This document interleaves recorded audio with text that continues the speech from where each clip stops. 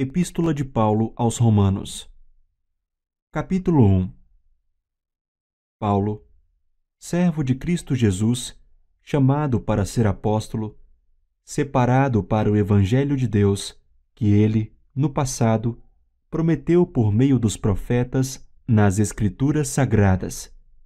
Este Evangelho diz respeito a seu Filho, o qual, segundo a carne, veio da descendência de Davi e foi designado Filho de Deus com poder, segundo o Espírito de Santidade, pela ressurreição dos mortos, a saber, Jesus Cristo, nosso Senhor.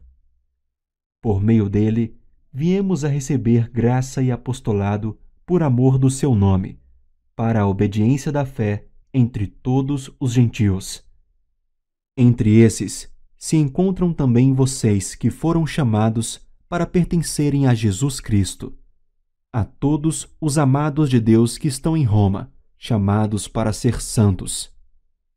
Que a graça e a paz de Deus, nosso Pai, e do nosso Senhor Jesus Cristo estejam com vocês. Em primeiro lugar, por meio de Jesus Cristo, dou graças ao meu Deus por todos vocês, porque a fé que vocês têm é proclamada no mundo inteiro. Pois Deus, a quem sirvo em meu espírito, no Evangelho de seu Filho, é minha testemunha de como nunca deixo de fazer menção de vocês em todas as minhas orações, pedindo que, em algum momento, pela vontade de Deus, surja uma oportunidade de visitá-los, porque desejo muito vê-los, a fim de repartir com vocês algum dom espiritual, para que vocês sejam fortalecidos, isto é, para que nos consolemos uns aos outros, por meio da fé mútua, a de vocês e a minha. Quero que vocês saibam, irmãos, que muitas vezes me propus a ir visitá-los, no que tenho sido até agora impedido, para conseguir algum fruto igualmente entre vocês, assim como também tenho conseguido entre os outros gentios. Pois sou devedor tanto a gregos como a bárbaros, tanto a sábios como a insensatos. Por isso, quanto a mim, estou pronto a anunciar o Evangelho também a vocês que estão em Roma. Pois não me envergonho do Evangelho, porque é o poder de Deus para a salvação de todo aquele que crê, primeiro do judeu e também do grego. Porque a justiça de Deus se revela no Evangelho, de fé em fé, como está escrito: o justo viverá por fé. A ira de Deus se revela do céu contra toda a impiedade e injustiça dos seres humanos, que por meio da sua injustiça suprimem a verdade. Pois o que se pode conhecer a respeito de Deus é manifesto entre eles, porque Deus lhes manifestou. Porque os atributos invisíveis de Deus, isto é, o seu eterno poder e a sua divindade, claramente se reconhecem desde a criação do mundo, sendo percebidos por meio das coisas que Deus fez. Por isso, os seres humanos são indesculpáveis, porque, tendo o conhecimento de Deus, não o glorificaram como Deus, nem lhe deram graças. Pelo contrário, se tornaram nulos em seus próprios raciocínios, e o coração insensato deles se obscureceu. Dizendo que eram sábios, se tornaram tolos, e trocaram a glória do Deus incorruptível por imagens semelhantes ao ser humano corruptível, às aves, aos quadrúpedes e aos répteis.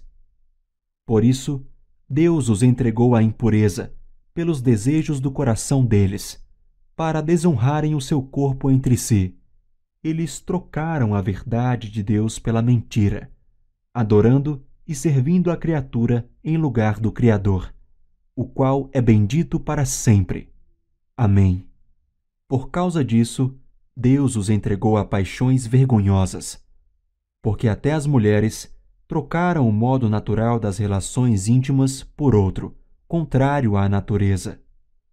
Da mesma forma, também os homens, deixando o contato natural da mulher, se inflamaram mutuamente em sua sensualidade, cometendo indecência, homens com homens, e recebendo em si mesmos a merecida punição do seu erro.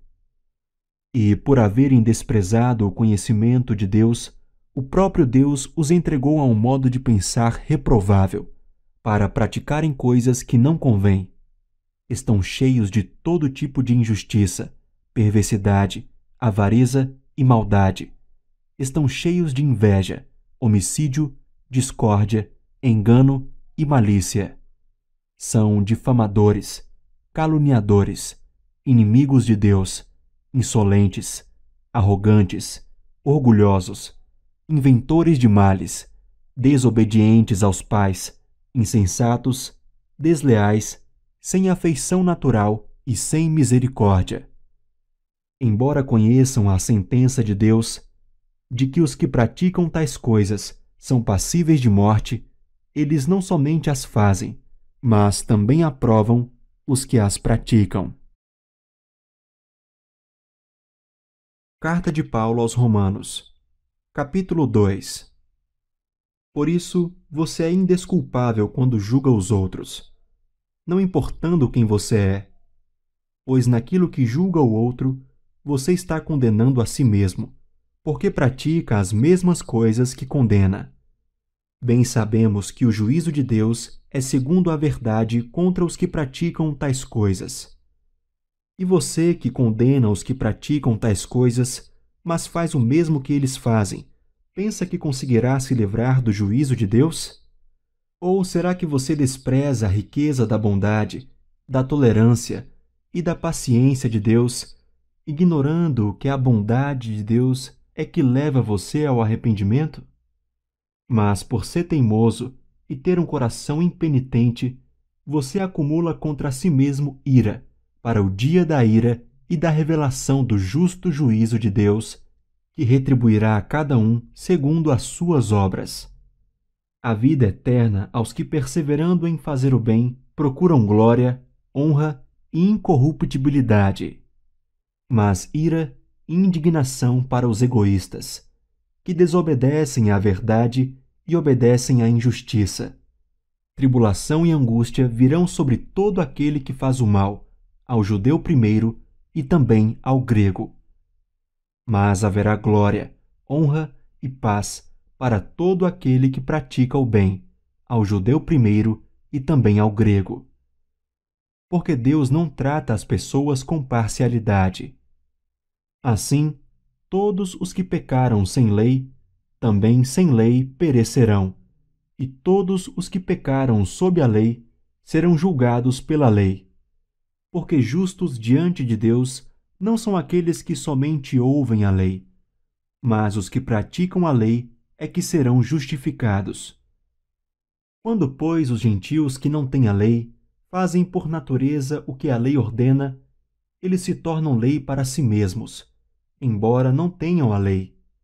Estes mostram a obra da lei gravada no seu coração, o que é confirmado pela consciência deles e pelos seus pensamentos conflitantes, que às vezes os acusam e às vezes os defendem. No dia em que Deus, por meio de Cristo Jesus, julgar os segredos das pessoas de acordo com o meu evangelho.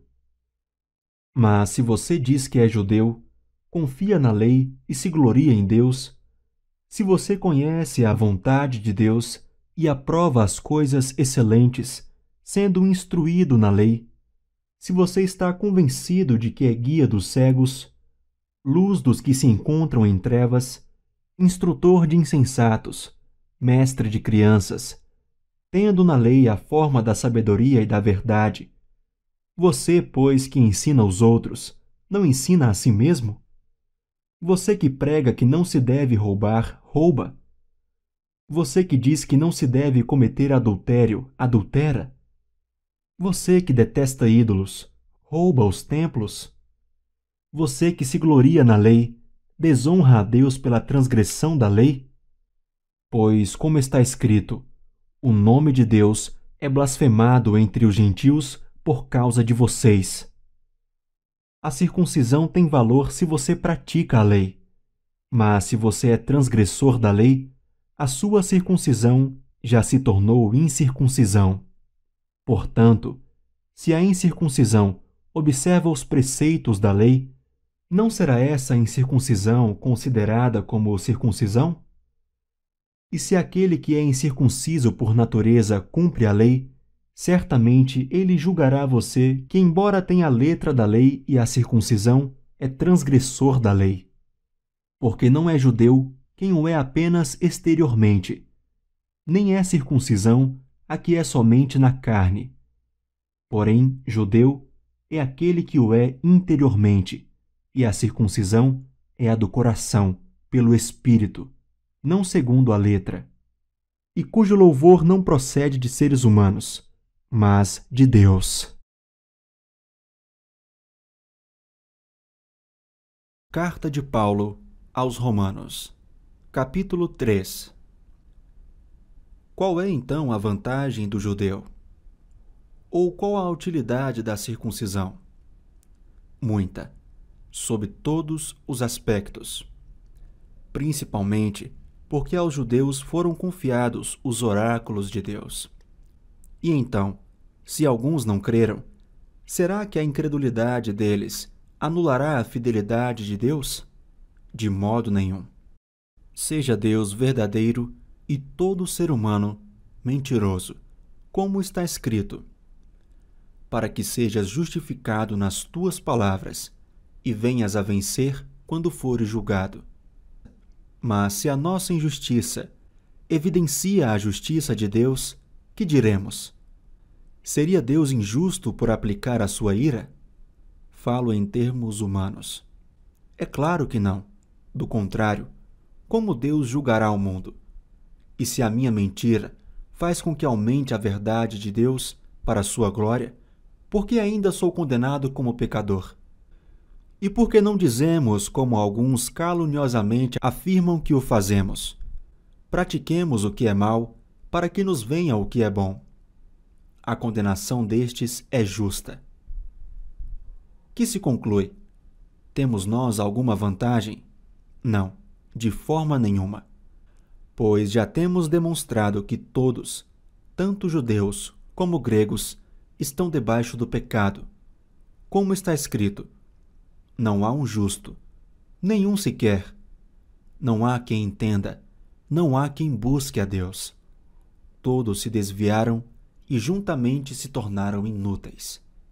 Não há quem faça o bem, não há nenhum sequer. A garganta deles é sepulcro aberto. Com a língua enganam, veneno de víbora está nos seus lábios. A boca, eles a têm cheia de maldição e amargura. Os seus pés são velozes para derramar sangue. Nos seus caminhos há destruição e miséria. Eles não conhecem o caminho da paz. Não há temor de Deus diante de seus olhos. Ora, sabemos que tudo o que a lei diz é dito aos que vivem sob a lei, para que toda boca se cale e todo o mundo seja culpável diante de Deus. Porque ninguém será justificado diante de Deus por obras da lei, pois pela lei vem um pleno conhecimento do pecado. Mas agora, sem lei, a justiça de Deus se manifestou, sendo testemunhada pela lei e pelos profetas. É a justiça de Deus mediante a fé em Jesus Cristo, para todos e sobre todos os que creem. Porque não há distinção, pois todos pecaram e carecem da glória de Deus, sendo justificados gratuitamente por sua graça, mediante a redenção que há em Cristo Jesus, a quem Deus apresentou como propiciação no seu sangue, mediante a fé. Deus fez isso para manifestar a sua justiça, por ter ele, na sua tolerância, deixado impunes os pecados anteriormente cometidos, tendo em vista a manifestação da sua justiça no tempo presente, a fim de que o próprio Deus seja justo e o justificador daquele que tem fé em Jesus. Onde fica então o orgulho? Foi totalmente excluído. Por meio de que lei? A lei das obras? Não. Pelo contrário, por meio da lei da fé. Concluímos, pois, que o ser humano é justificado pela fé, independentemente das obras da lei. Ou seria Deus apenas Deus dos judeus? Será que não é também Deus dos gentios? Sim, também dos gentios, visto que Deus é um só, o qual justificará o circunciso a partir da fé e o incircunciso por meio da fé. Anulamos então a lei por meio da fé? De modo nenhum. Pelo contrário, confirmamos a lei. Carta de Paulo aos Romanos, capítulo 4. Que diremos então a respeito de Abraão, nosso pai segundo a carne?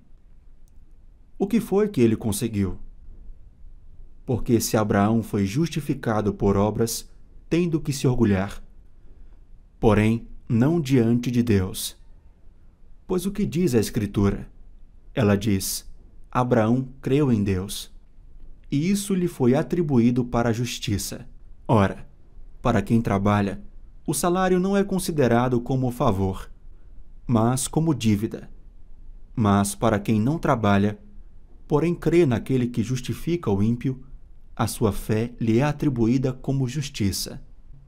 E é assim também que Davi declara ser bem-aventurado aquele a quem Deus atribui justiça, independente de obras.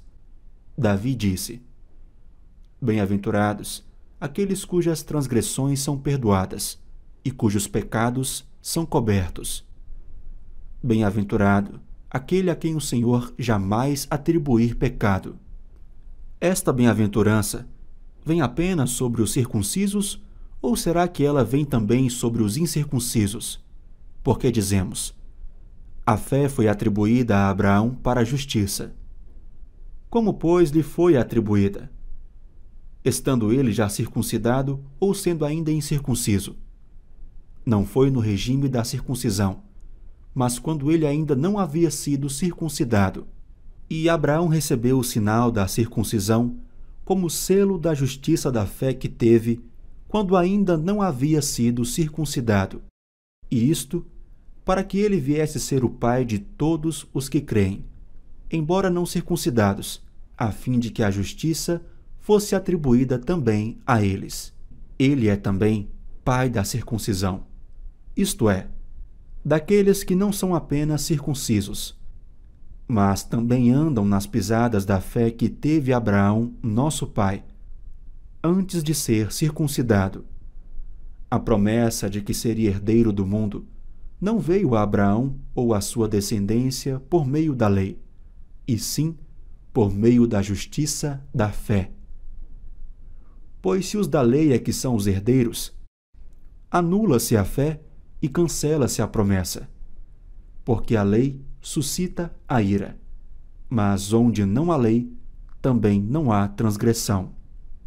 Esta é a razão por que provém da fé, para que seja segundo a graça, a fim de que a promessa seja garantida para toda a descendência, não somente a descendência que está no regime da lei, mas também a descendência que tem a fé que Abraão teve, porque Abraão é pai de todos nós, como está escrito: eu o constituí por pai de muitas nações.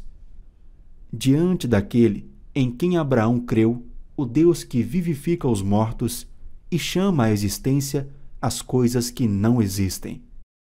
Abraão, esperando contra a esperança, creu, para vir a ser pai de muitas nações, segundo lhe havia sido dito: assim será a sua descendência. E, sem enfraquecer na fé, levou em conta o seu próprio corpo já amortecido, tendo ele quase 100 anos, e a esterilidade do ventre de Sara. Não duvidou, por incredulidade, da promessa de Deus, mas pela fé se fortaleceu, dando glória a Deus, estando plenamente convicto de que Deus era poderoso para cumprir o que ele havia prometido. Assim, também isso lhe foi atribuído para a justiça. E as palavras lhe foi atribuído foram escritas não somente por causa dele, mas também por nossa causa, visto que a nós igualmente nos será atribuído, a saber, a nós que cremos naquele que ressuscitou dentre os mortos, a Jesus, nosso Senhor, o qual foi entregue por causa das nossas transgressões e ressuscitou para nossa justificação.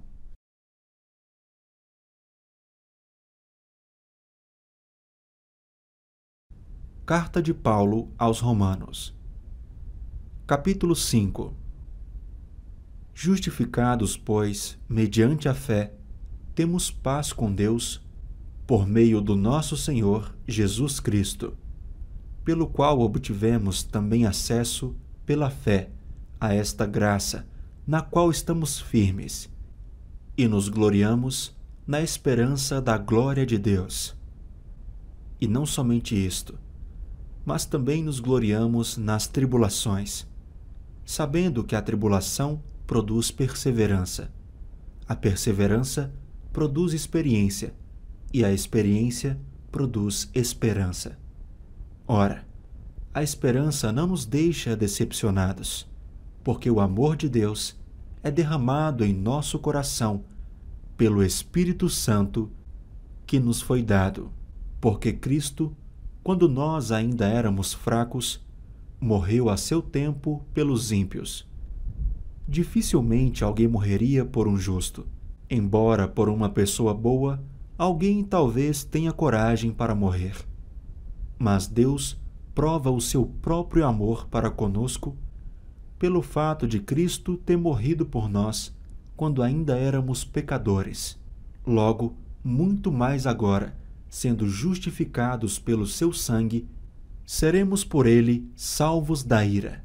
Porque se nós, quando inimigos, fomos reconciliados com Deus mediante a morte do seu Filho, muito mais, estando já reconciliados, seremos salvos pela sua vida. E não apenas isto, mas também nos gloriamos em Deus por meio do nosso Senhor Jesus Cristo, mediante o qual recebemos agora a reconciliação. Portanto, assim como por um só homem entrou o pecado no mundo, e pelo pecado veio a morte, assim também a morte passou a toda a humanidade, porque todos pecaram. Porque antes de a lei ser dada, havia pecado no mundo. Mas o pecado não é levado em conta quando não há lei. No entanto, a morte reinou desde Adão até Moisés, mesmo sobre aqueles que não pecaram à semelhança da transgressão de Adão, o qual prefigurava aquele que havia de vir. Mas o dom gratuito não é como a ofensa, porque se muitos morreram pela ofensa de um só, muito mais a graça de Deus e o dom pela graça de um só homem, Jesus Cristo, foram abundantes sobre muitos. O dom, entretanto, não é como no caso em que somente um pecou, porque o julgamento derivou de uma só ofensa, para a condenação, mas a graça deriva de muitas ofensas, para a justificação. Se a morte reinou pela ofensa de um, e por meio de um só, muito mais os que recebem a abundância da graça e o dom da justiça reinarão em vida por meio de um só, a saber, Jesus Cristo. Portanto, assim como por uma só ofensa veio o juízo sobre todos os seres humanos, para a condenação, assim também, por um só ato de justiça, veio a graça sobre todos para a justificação que dá vida. Porque como pela desobediência de um só homem muitos se tornaram pecadores, assim também, por meio da obediência de um só, muitos se tornaram justos. A lei veio para que aumentasse a ofensa, mas onde aumentou o pecado, aumentou muito mais ainda a graça, a fim de que, como o pecado reinou pela morte, assim também a graça reinasse pela justiça que conduz à vida eterna, por meio de Jesus Cristo, nosso Senhor.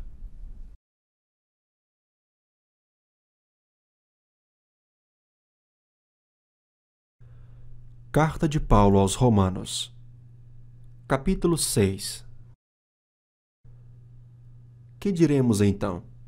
Continuaremos no pecado para que a graça aumente ainda mais? De modo nenhum. Como viveremos ainda no pecado, nós que já morremos para ele? Ou será que vocês ignoram que todos nós, que fomos batizados em Cristo Jesus, fomos batizados na sua morte? Fomos sepultados com ele, na morte pelo batismo, para que, como Cristo foi ressuscitado dentre os mortos pela glória do Pai, assim também nós andemos em novidade de vida. Porque se fomos unidos com ele na semelhança da sua morte, certamente o seremos também na semelhança da sua ressurreição. Sabendo isto, que a nossa velha natureza foi crucificada com ele, para que o corpo do pecado seja destruído, e não sejamos mais escravos do pecado. Pois quem morreu está justificado do pecado. Ora, se já morremos com Cristo, cremos que também viveremos com ele. Sabemos que, havendo Cristo ressuscitado dentre os mortos, já não morre. A morte já não tem domínio sobre ele. Pois quanto a ter morrido, de uma vez para sempre morreu para o pecado. Mas quanto a viver, vive para Deus. Assim também vocês considerem-se mortos para o pecado, mas vivos para Deus em Cristo Jesus. Portanto, não permitam que o pecado reine em seu corpo mortal, fazendo com que vocês obedeçam às suas paixões. Também não ofereçam os membros do corpo ao pecado como instrumentos de injustiça, mas como pessoas que passaram da morte para a vida, ofereçam a si mesmos a Deus e ofereçam os seus membros a Deus como instrumentos de justiça. Porque o pecado não terá domínio sobre vocês, pois vocês não estão debaixo da lei, e sim da graça. E então, havemos de pecar porque não estamos debaixo da lei, e sim da graça? De modo nenhum. Será que vocês não sabem que, ao se oferecerem como servos para a obediência, vocês são servos daquele a quem obedecem, seja do pecado, que leva à morte, ou da obediência que conduz à justiça? Mas graças a Deus, que tendo sido escravos do pecado, vocês vieram a obedecer de coração à forma de doutrina a que foram entregues, e uma vez libertados do pecado, foram feitos servos da justiça. Falo em termos humanos por causa das limitações de vocês. Assim como ofereceram os seus membros para que fossem escravos da impureza e da maldade que leva à maldade, assim ofereçam agora os seus membros para que sejam servos da justiça para a santificação. Porque quando vocês eram escravos do pecado, estavam livres em relação à justiça. Naquele tempo, que frutos vocês colheram? Somente as coisas de que agora vocês se envergonham, porque o fim delas é morte. Agora, porém, libertados do pecado, transformados em servos de Deus, o fruto que vocês colhem é para a santificação. E o fim, neste caso, é a vida eterna, porque o salário do pecado é a morte. Mas o dom gratuito de Deus é a vida eterna em Cristo Jesus, nosso Senhor.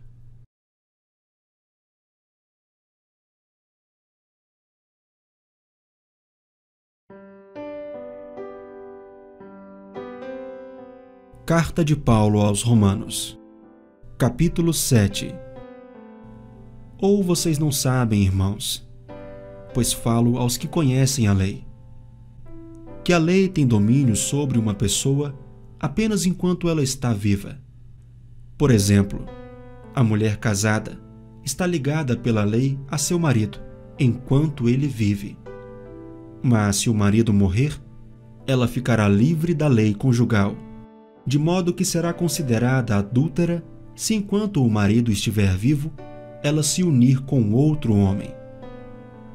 Mas se o marido morrer, ela estará livre da lei e não será adúltera se casar com outro homem. Assim, meus irmãos, também vocês morreram para a lei por meio do corpo de Cristo, para que pertençam a outro, a saber, aquele que ressuscitou dentre os mortos, a fim de que frutifiquemos para Deus.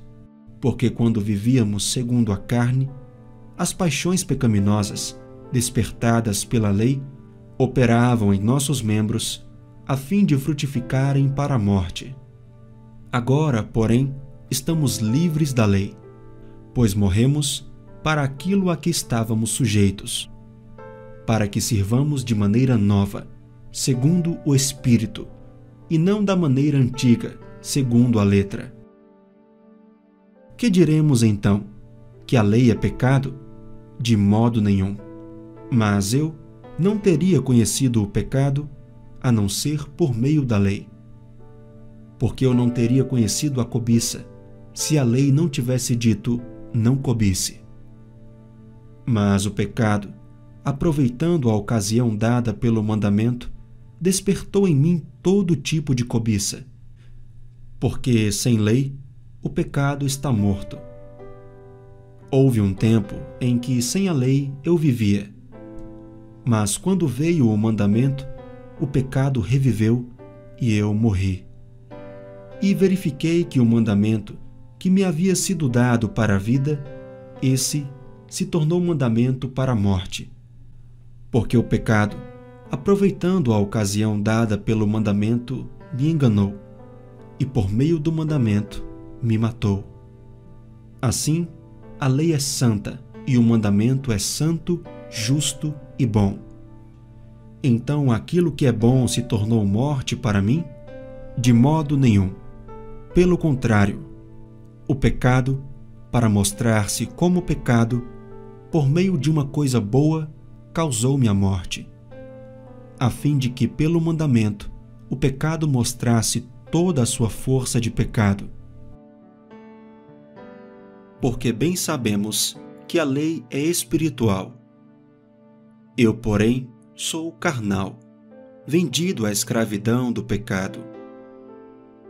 Porque nem mesmo compreendo o meu próprio modo de agir. Pois não faço o que prefiro, e sim o que detesto. Ora, se faço o que não quero, concordo com a lei, que é boa. Neste caso, quem faz isso já não sou eu, mas o pecado que habita em mim. Porque eu sei que em mim, isto é, na minha carne, não habita bem nenhum. Pois o querer o bem está em mim, mas não o realizá-lo. Porque não faço o bem que eu quero, mas o mal que não quero, esse faço. Mas se eu faço o que não quero, já não sou eu quem o faz, e sim o pecado que habita em mim. Assim, encontro esta lei. Quando quero fazer o bem, o mal reside em mim. Porque, segundo o homem interior, tenho prazer na lei de Deus. Mas vejo nos meus membros outra lei que, guerreando contra a lei da minha mente, me faz prisioneiro da lei do pecado que está nos meus membros. Miserável homem que sou! Quem me livrará do corpo desta morte? Graças a Deus por Jesus Cristo, nosso Senhor. De maneira que eu, de mim mesmo, com a mente, sou escravo da lei de Deus, mas, segundo a carne, sou escravo da lei do pecado.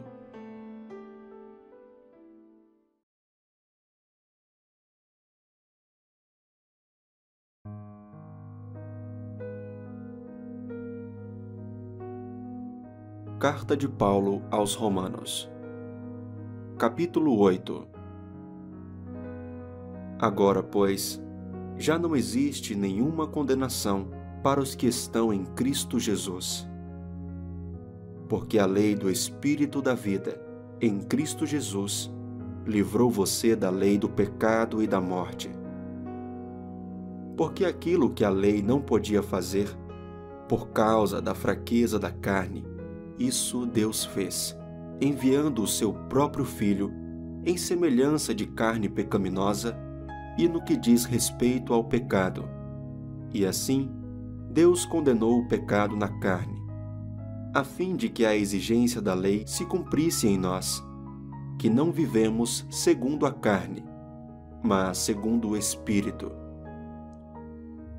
Os que vivem segundo a carne se inclinam para as coisas da carne, mas os que vivem segundo o Espírito se inclinam para as coisas do Espírito. Pois a inclinação da carne é morte, mas a do Espírito é vida e paz.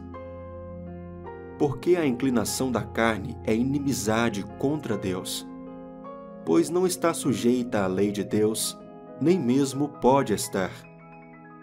Portanto, os que estão na carne não podem agradar a Deus. Vocês, porém, não estão na carne, mas no Espírito, se de fato o Espírito de Deus habita em vocês. E se alguém não tem o Espírito de Cristo, esse tal não é dele. Se, porém, Cristo está em vocês, o corpo, na verdade, está morto por causa do pecado, mas o Espírito é vida por causa da justiça. Se em vocês habita o Espírito daquele que ressuscitou Jesus dentre os mortos, esse mesmo que ressuscitou Cristo dentre os mortos, vivificará também o corpo mortal de vocês, por meio do seu Espírito que habita em vocês. Assim, pois, irmãos, somos devedores, não à carne, como se estivéssemos obrigados a viver segundo a carne. Porque se vocês viverem segundo a carne, caminharão para a morte. Mas se pelo Espírito mortificarem os feitos do corpo, certamente viverão. Pois todos os que são guiados pelo Espírito de Deus são filhos de Deus. Porque vocês não receberam o espírito de escravidão, para viverem outra vez atemorizados, mas receberam o espírito de adoção, por meio do qual clamamos Abba, Pai. O próprio Espírito confirma ao nosso espírito que somos filhos de Deus. E se somos filhos, somos também herdeiros, herdeiros de Deus e co-herdeiros com Cristo, se com Ele sofremos, para que também com Ele sejamos glorificados. Porque para mim, tenho por certo que os sofrimentos do tempo presente não podem ser comparados com a glória a ser revelada em nós. A ardente expectativa da criação aguarda a revelação dos filhos de Deus. Pois a criação está sujeita à vaidade, não por sua própria vontade, mas por causa daquele que a sujeitou, na esperança de que a própria criação será libertada do cativeiro da corrupção, para a liberdade da glória dos filhos de Deus.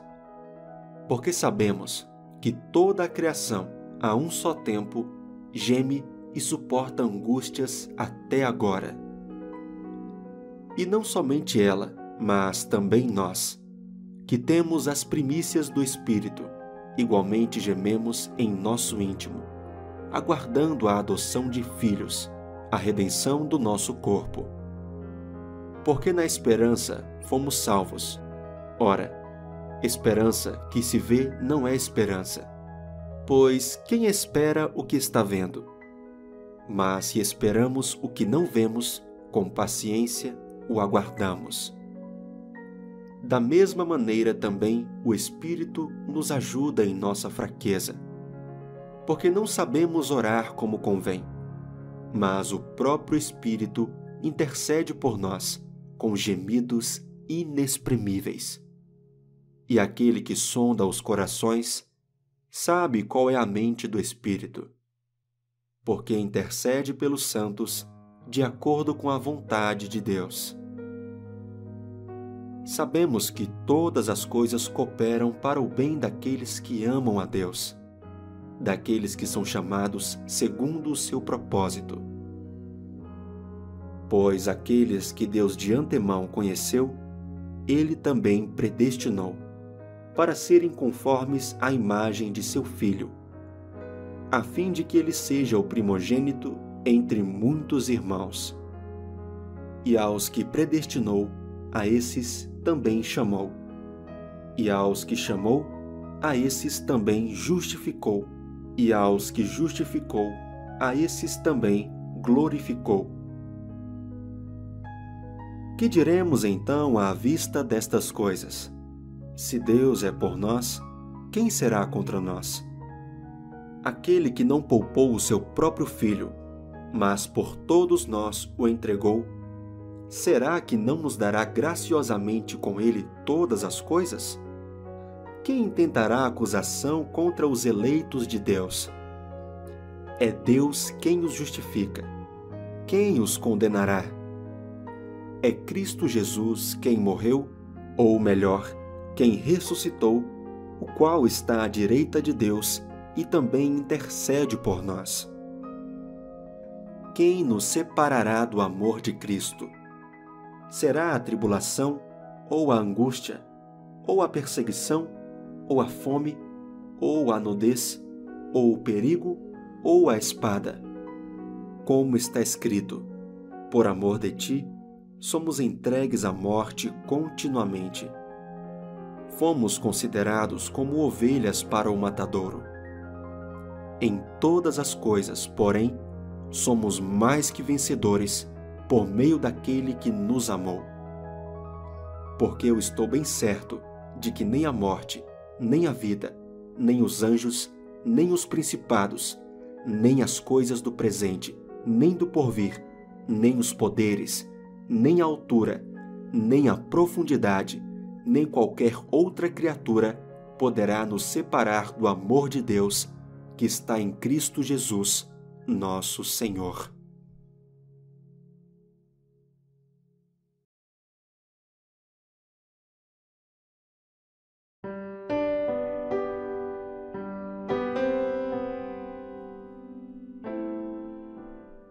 Carta de Paulo aos Romanos, capítulo 9. Digo a verdade em Cristo, não minto, e a minha consciência confirma isso por meio do Espírito Santo.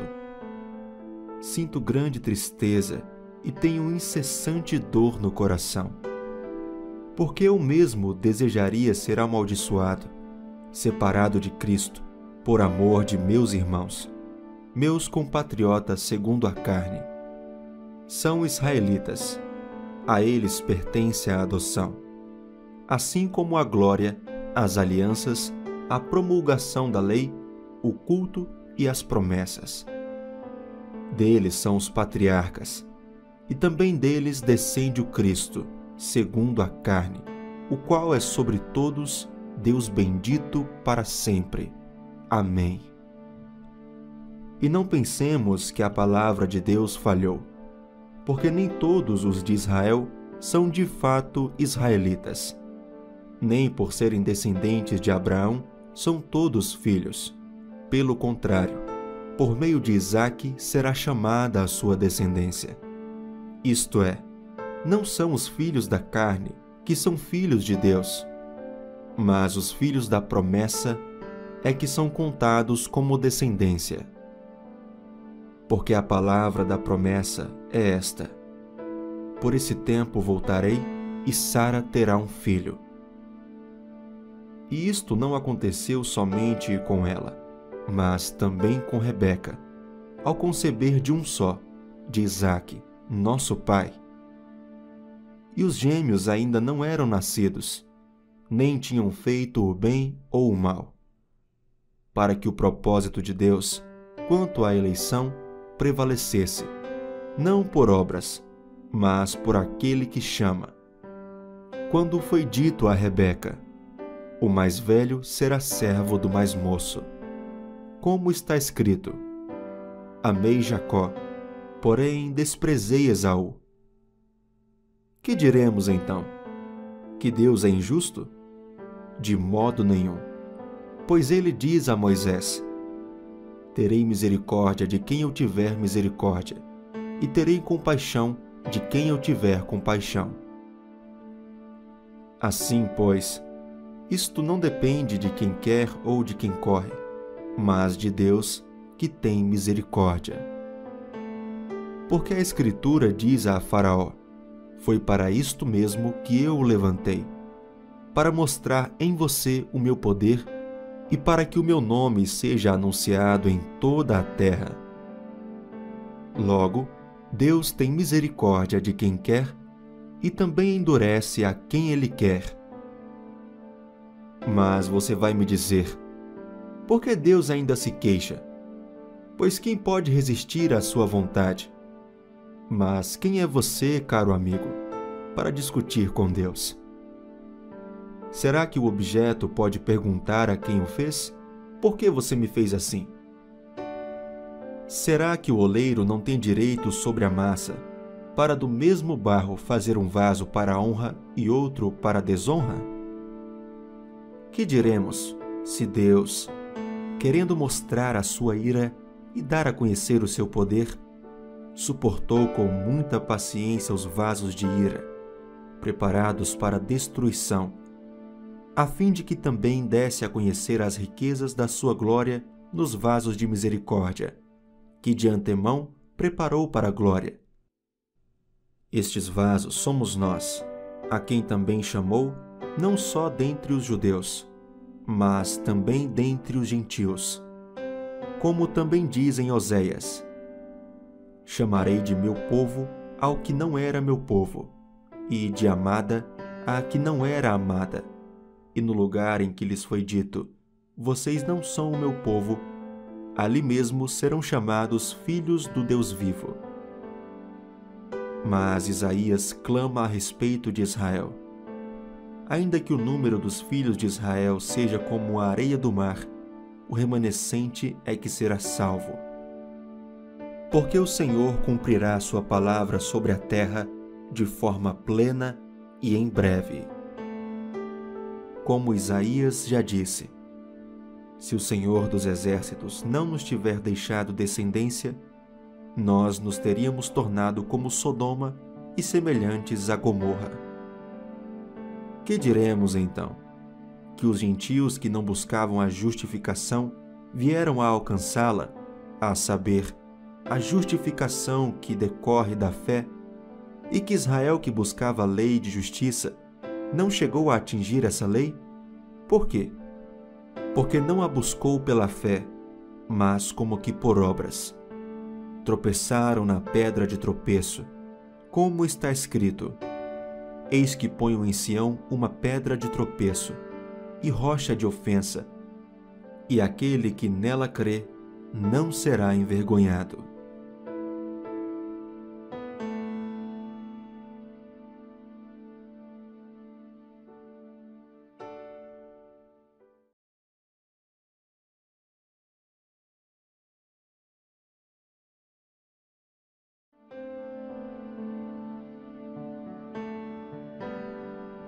Carta de Paulo aos Romanos, capítulo 10. Irmãos, o desejo do meu coração e a minha súplica a Deus em favor deles é para que sejam salvos. Porque dou testemunho a favor deles de que têm zelo por Deus, porém não com entendimento. Desconhecendo a justiça de Deus e procurando estabelecer a sua própria justiça, não se sujeitaram à justiça que vem de Deus. Porque o fim da lei é Cristo, para a justiça de todo aquele que crê. Ora, Moisés descreve assim a justiça que procede da lei: aquele que observar os seus preceitos, por eles viverá.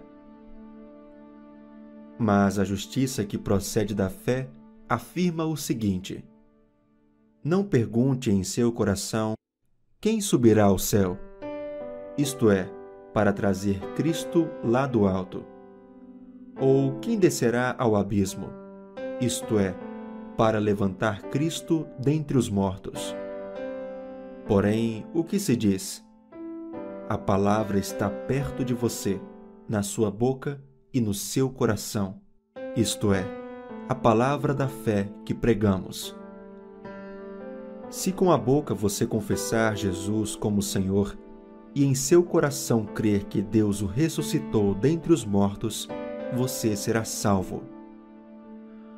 Porque com o coração se crê para a justiça e com a boca se confessa para a salvação.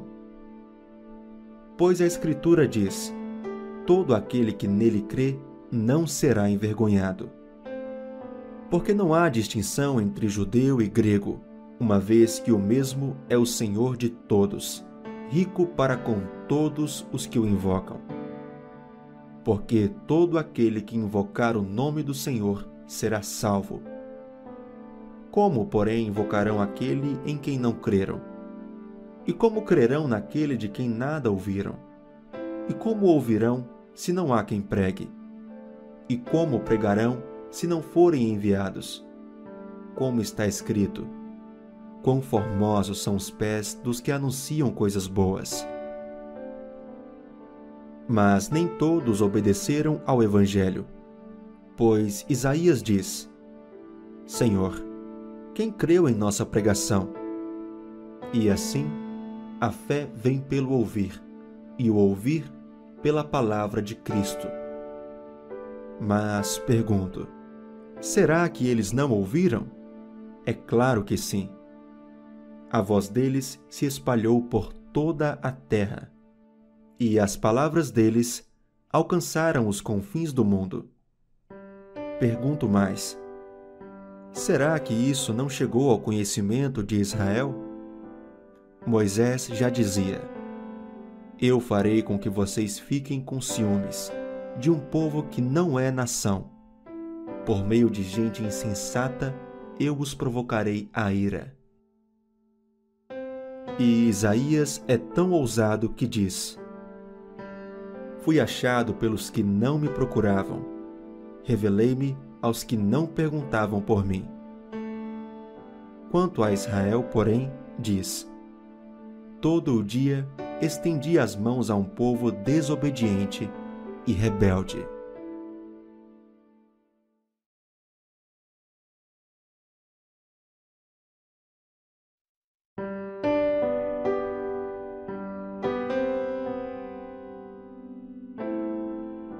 Carta de Paulo aos Romanos, capítulo 11. Então eu pergunto, será que Deus rejeitou o seu povo? De modo nenhum. Porque eu também sou israelita, da descendência de Abraão, da tribo de Benjamim. Deus não rejeitou o seu povo, a quem de antemão conheceu. Ou vocês não sabem o que a Escritura diz a respeito de Elias, como pediu com insistência diante de Deus contra Israel, dizendo: Senhor, mataram os teus profetas, derrubaram os teus altares. Sou o único que sobrou e procuram tirar minha vida. Mas qual foi a resposta divina? Foi esta: reservei para mim 7.000 homens que não dobraram os joelhos diante de Baal. Assim também nos dias de hoje, sobrevive um remanescente segundo a eleição da graça. E se é pela graça, já não é pelas obras. Do contrário, a graça já não é graça. Que diremos então? O que Israel buscava, isso não alcançou, mas a eleição conseguiu isso. Os demais foram endurecidos. Os demais foram endurecidos, como está escrito: Deus lhes deu um espírito de profundo sono, olhos para não ver e ouvidos para não ouvir, até o dia de hoje. E Davi disse: que a mesa deles se transforme em laço e armadilha, em tropeço e punição. Que os olhos deles se escureçam para que não vejam, e fiquem para sempre encurvadas as suas costas. Então eu pergunto, será que eles tropeçaram para que caíssem? De modo nenhum. Mas pela transgressão deles, a salvação chegou aos gentios, para fazer com que os judeus ficassem com ciúmes. Ora, se a transgressão deles resultou em riqueza para o mundo, e a diminuição deles resultou em riqueza para os gentios, quanto mais a plenitude deles.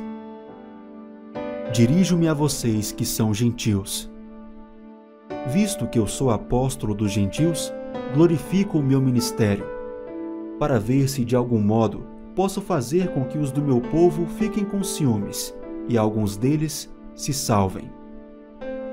Porque se o fato de eles terem sido rejeitados trouxe reconciliação ao mundo, que será o seu restabelecimento, senão vida dentre os mortos?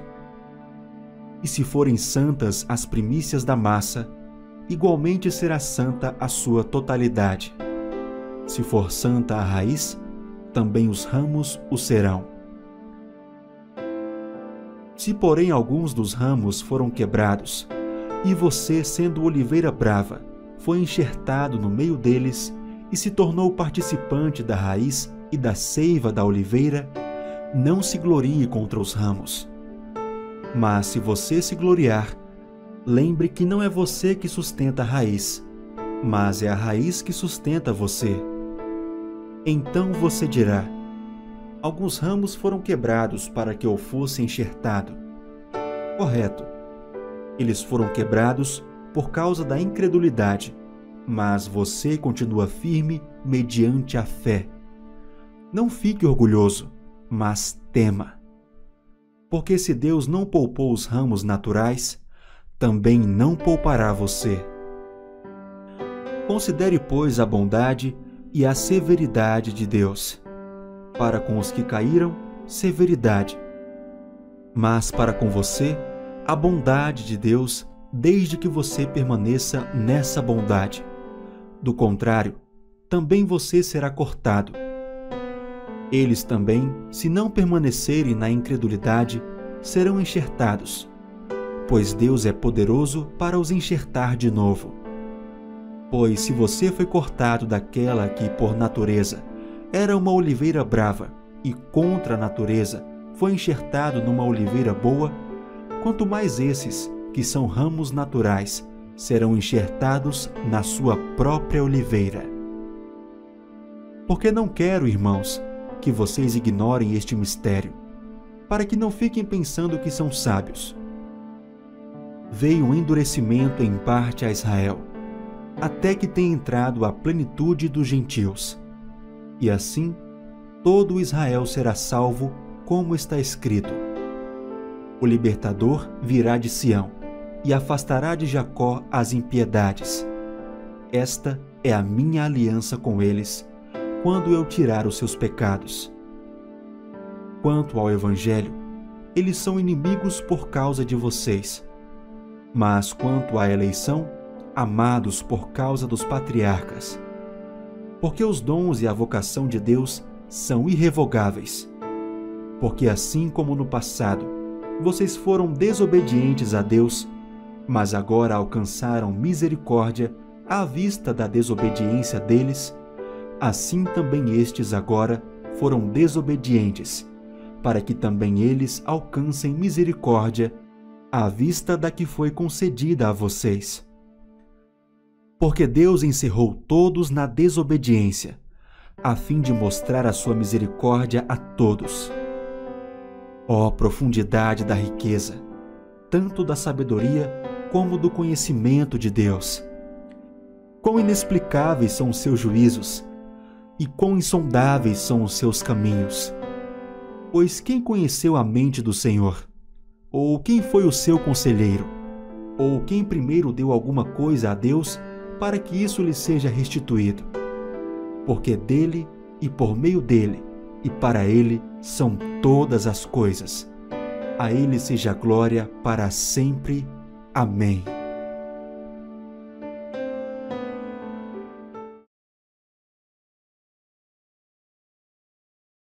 Carta de Paulo aos Romanos, capítulo 12. Portanto, irmãos, pelas misericórdias de Deus, peço que ofereçam o seu corpo como sacrifício vivo, santo e agradável a Deus. Este é o culto racional de vocês. E não vivam conforme os padrões deste mundo, mas deixem que Deus os transforme pela renovação da mente, para que possam experimentar qual é a boa, agradável e perfeita vontade de Deus. Porque pela graça que me foi dada, digo a cada um de vocês que não pense de si mesmo além do que convém. Pelo contrário, pense com moderação, segundo a medida da fé que Deus repartiu a cada um. Porque assim como num só corpo temos muitos membros, mas nem todos os membros têm a mesma função, assim também nós, embora sejamos muitos, somos um só corpo em Cristo e membros uns dos outros. Temos, porém, diferentes dons segundo a graça que nos foi dada. Se é profecia, seja segundo a proporção da fé. Se é ministério, dediquemo-nos ao ministério. O que ensina, dedique-se ao ensino. E o que exorta, faça-o com dedicação. O que contribui, com generosidade. O que preside, com zelo. Quem exerce misericórdia, com alegria. O amor seja sem hipocrisia. Odeiem o mal e apeguem-se ao bem. Amem uns aos outros com amor fraternal. Quanto à honra, deem sempre preferência aos outros. Quanto ao zelo, não sejam preguiçosos, sejam fervorosos de espírito, servindo o Senhor. Alegrem-se na esperança, sejam pacientes na tribulação, perseverem na oração. Ajudem a suprir as necessidades dos santos, pratiquem a hospitalidade. Abençoem aqueles que perseguem vocês, abençoem e não amaldiçoem. Alegrem-se com os que se alegram e chorem com os que choram. Tenham o mesmo modo de pensar de uns para com os outros. Em vez de serem orgulhosos, sejam solidários com os humildes. Não sejam sábios aos seus próprios olhos. Não paguem a ninguém mal por mal. Procurem fazer o bem diante de todos. Se possível, no que depender de vocês, vivam em paz com todas as pessoas. Meus amados, não façam justiça com as próprias mãos, mas deem lugar à ira de Deus, pois está escrito: a mim pertence a vingança, eu é que retribuirei, diz o Senhor. Façam o contrário. Se o seu inimigo tiver fome, dê-lhe de comer. Se tiver sede, dê-lhe de beber. Porque fazendo isto, você amontoará brasas vivas sobre a cabeça dele. Não se deixe vencer pelo mal, mas vença o mal com o bem.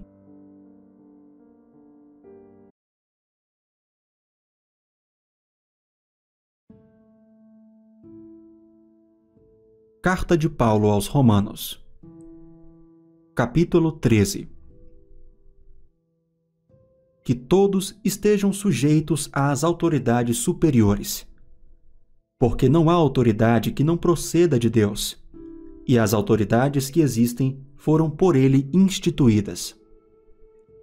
Assim, aquele que se opõe à autoridade resiste à ordenação de Deus, e os que resistem trarão sobre si mesmos condenação. Porque os magistrados não são para temor quando se faz o bem, e sim quando se faz o mal. Você quer viver sem medo da autoridade? Faça o bem e você terá o louvor dela, pois a autoridade é ministro de Deus para o seu bem. Mas se você fizer o mal, então tenha medo, porque não é sem motivo que a autoridade traz a espada, pois é ministro de Deus, vingador, para castigar quem pratica o mal. Portanto, é necessário que vocês se sujeitem à autoridade, não somente por causa do temor da punição, mas também por dever de consciência. É por isso também que vocês pagam impostos, porque as autoridades são ministros de Deus, atendendo constantemente a este serviço. Paguem a todos o que lhes é devido. A quem tributo, tributo. A quem imposto, imposto. A quem respeito, respeito. E a quem honra, honra. Não fiquem devendo nada a ninguém, exceto o amor de uns para com os outros. Pois quem ama o próximo, cumpre a lei. Pois estes mandamentos: não cometa adultério, não mate, não furte, não cobice, e qualquer outro mandamento que houver, todos se resumem nesta palavra: ame o seu próximo como você ama a si mesmo. O amor não pratica o mal contra o próximo. Portanto, o cumprimento da lei é o amor. E digo isto a vocês que conhecem o tempo.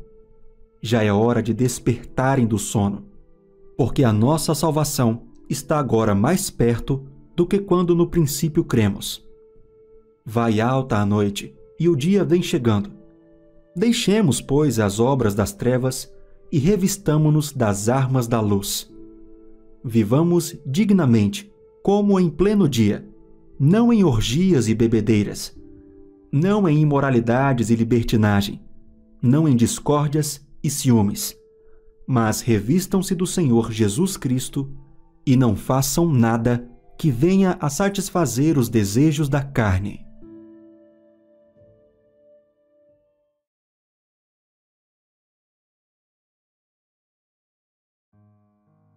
Carta de Paulo aos Romanos, capítulo 14. Acolham quem é fraco na fé, não porém para discutir opiniões. Um crê que pode comer de tudo, mas quem é fraco na fé come legumes. Quem come de tudo não deve desprezar o que não come, e o que não come não deve julgar o que come de tudo, porque Deus o acolheu. Quem é você para julgar o servo alheio? Para o seu próprio dono é que ele está em pé ou cai. Mas ficará em pé porque o Senhor é poderoso para o manter em pé.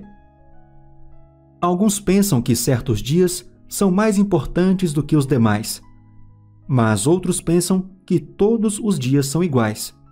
Cada um tem a opinião bem definida em sua própria mente. Quem pensa que certos dias são mais importantes, faz isso para o Senhor. Quem come de tudo, faz isso para o Senhor, porque dá graças a Deus. E quem não come de tudo é para o Senhor que não come e dá graças a Deus. Porque nenhum de nós vive para si mesmo, nem morre para si. Porque se vivemos, é para o Senhor que vivemos. Se morremos, é para o Senhor que morremos. Quer pois vivamos ou morramos, somos do Senhor. Foi precisamente para esse fim que Cristo morreu e tornou a viver, para ser Senhor tanto de mortos como de vivos. Você, porém, por que julga o seu irmão? E você, por que despreza o seu irmão? Pois todos temos de comparecer diante do tribunal de Deus, como está escrito: por minha vida, diz o Senhor, diante de mim se dobrará todo o joelho, e toda língua dará louvores a Deus. Assim, pois, cada um de nós prestará contas de si mesmo diante de Deus. Portanto, deixemos de julgar uns aos outros. Pelo contrário, tomem a decisão de não pôr tropeço ou escândalo diante do irmão. Eu sei e estou persuadido no Senhor Jesus de que nada é impuro em si mesmo, a não ser para aquele que pensa que alguma coisa é impura.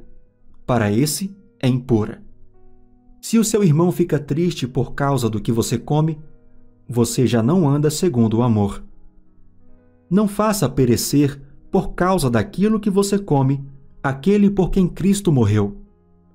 Não seja, pois, difamado aquilo que vocês consideram bom, porque o reino de Deus não é comida nem bebida, mas justiça, paz e alegria no Espírito Santo. Aquele que deste modo serve a Cristo é agradável a Deus e aprovado pelas pessoas. Assim, pois, sigamos as coisas que contribuem para a paz, e também as que são para a edificação mútua.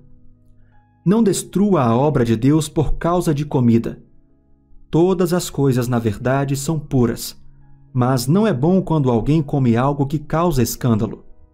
É bom não comer carne, nem beber vinho, nem fazer qualquer outra coisa que leve um irmão a tropeçar.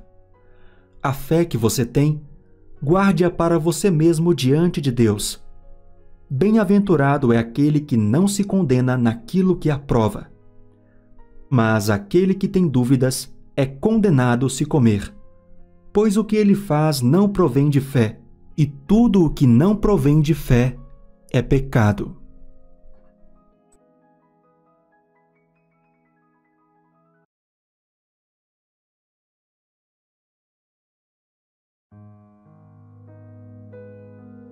Carta de Paulo aos Romanos, capítulo 15.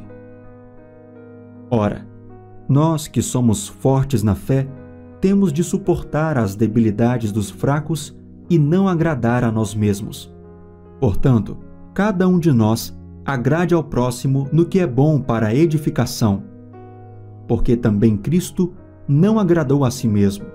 Pelo contrário, como está escrito: os insultos dos que te insultavam caíram sobre mim, pois tudo o que no passado foi escrito, para o nosso ensino foi escrito, a fim de que pela paciência e pela consolação das Escrituras tenhamos esperança. Ora, o Deus da paciência e da consolação lhes conceda o mesmo modo de pensar de uns para com os outros, segundo Cristo Jesus, para que vocês, unânimes, em uma só voz, glorifiquem o Deus e Pai de nosso Senhor Jesus Cristo. Portanto, acolham uns aos outros, como também Cristo acolheu vocês para a glória de Deus. Pois digo que Cristo foi instituído ministro da circuncisão, em prol da verdade de Deus, para confirmar as promessas feitas aos nossos pais e para que os gentios glorifiquem a Deus por causa da sua misericórdia, como está escrito: por isso eu te glorificarei entre os gentios e cantarei louvores ao teu nome. E também diz: alegrem-se, ó gentios, com o povo de Deus. E ainda, louvem o Senhor todos vocês, gentios, e todos os povos o louvem. Também Isaías diz: virá a raiz de Jessé, aquele que se levanta para governar os gentios. Nele os gentios esperarão. E o Deus da esperança encha vocês de toda alegria e paz na fé que vocês têm, para que sejam ricos de esperança no poder do Espírito Santo. E eu mesmo, meus irmãos, estou certo de que vocês estão cheios de bondade, têm todo o conhecimento e são aptos para admoestar uns aos outros. Entretanto, eu lhes escrevi, em parte mais ousadamente, como para fazer com que vocês se lembrem disso outra vez, por causa da graça que me foi dada por Deus, para que eu seja ministro de Cristo Jesus entre os gentios, no sagrado encargo de anunciar o Evangelho de Deus, de modo que a oferta deles seja aceitável, uma vez santificada pelo Espírito Santo. Tenho, pois, motivo de gloriar-me em Cristo Jesus nas coisas concernentes a Deus, porque não ousarei falar sobre coisa alguma, a não ser sobre aquelas que Cristo fez por meio de mim para conduzir os gentios à obediência, por palavra e por obras, por força de sinais e prodígios, pelo poder do Espírito de Deus. Assim, desde Jerusalém e arredores até o Ilírico, tenho divulgado o Evangelho de Cristo, esforçando-me, deste modo, por pregar o Evangelho, não onde Cristo já foi anunciado, para não edificar sobre alicerce alheio. Pelo contrário, como está escrito: aqueles que não tiverem notícia dele o verão, e os que nada tinham ouvido a respeito dele o entenderão. Essa foi a razão por que também muitas vezes fui impedido de visitá-los, mas agora não tenho mais campo de atividade nestas regiões e, desejando há muitos anos visitá-los, penso em fazê-lo quando em viagem para a Espanha. pois espero que, de passagem, eu possa vê-los e que vocês me encaminhem para lá, depois de haver primeiro desfrutado um pouco a companhia de vocês.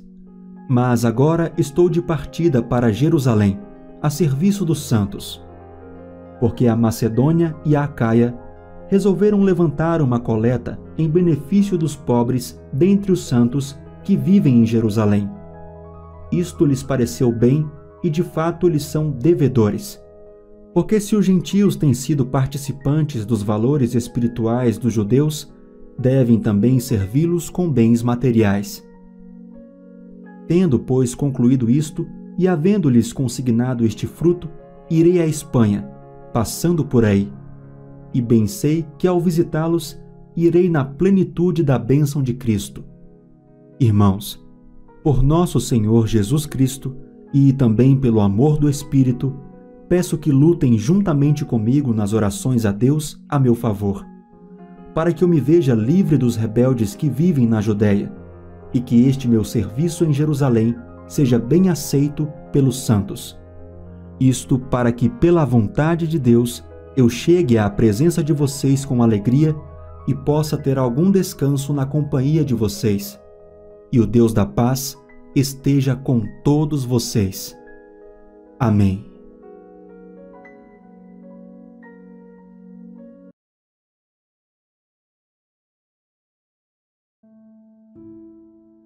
Carta de Paulo aos Romanos. Capítulo 16. Recomendo-lhes a nossa irmã Febe, que está servindo na igreja de Cencreia, para que vocês a recebam no Senhor, como convém aos santos, e a ajudem em tudo o que de vocês vier a precisar, porque ela tem sido protetora de muitos, inclusive de mim. Saúdem Priscila e Áquila, meus cooperadores em Cristo Jesus, os quais pela minha vida arriscaram a sua própria cabeça. E isto lhes agradeço, não somente eu, mas também todas as igrejas dos gentios. Saúdem igualmente a igreja que se reúne na casa deles. Saúdem meu querido Epêneto, primeiro fruto da fé em Cristo na província da Ásia. Saúdem Maria, que muito trabalhou por vocês. Saúdem Andrônico e Júnias, meus parentes em Cristo e companheiros de prisão, os quais são bem conhecidos entre os apóstolos e estavam em Cristo antes de mim. Saúdem Amplíato, meu querido amigo no Senhor. Saúdem Urbano, que é nosso cooperador em Cristo, e também meu amado Estaques. Saúdem Apeles, aprovado em Cristo. Saúdem os da casa de Aristóbulo. Saúdem meu parente Herodião. Saúdem os da casa de Narciso, que estão no Senhor. Saúdem Trifena e Trifosa, as quais trabalham no Senhor. Saúdem a minha querida Pérside, que também muito trabalhou no Senhor. Saúdem Rufo, eleito no Senhor, e igualmente a mãe dele, que também tem sido mãe para mim. Saúdem Asíncrito, Flegonte, Hermes, Pátrobas, Hermas e os irmãos que se reúnem com eles. Saúdem Filógo, Júlia, Nereu e sua irmã, e também Olimpas e todos os santos que se reúnem com eles. Saúdem uns aos outros com um beijo santo. Todas as igrejas de Cristo mandam saudações. Irmãos, peço que notem bem aqueles que provocam divisões e escândalos em desacordo com a doutrina que vocês aprenderam. Afastem-se deles, porque esses tais não servem a Cristo, nosso Senhor, e sim a seu próprio ventre. Com palavras suaves e lisonjas, enganam o coração das pessoas simples. Pois a obediência de vocês é conhecida por todos. Por isso me alegro por causa de vocês.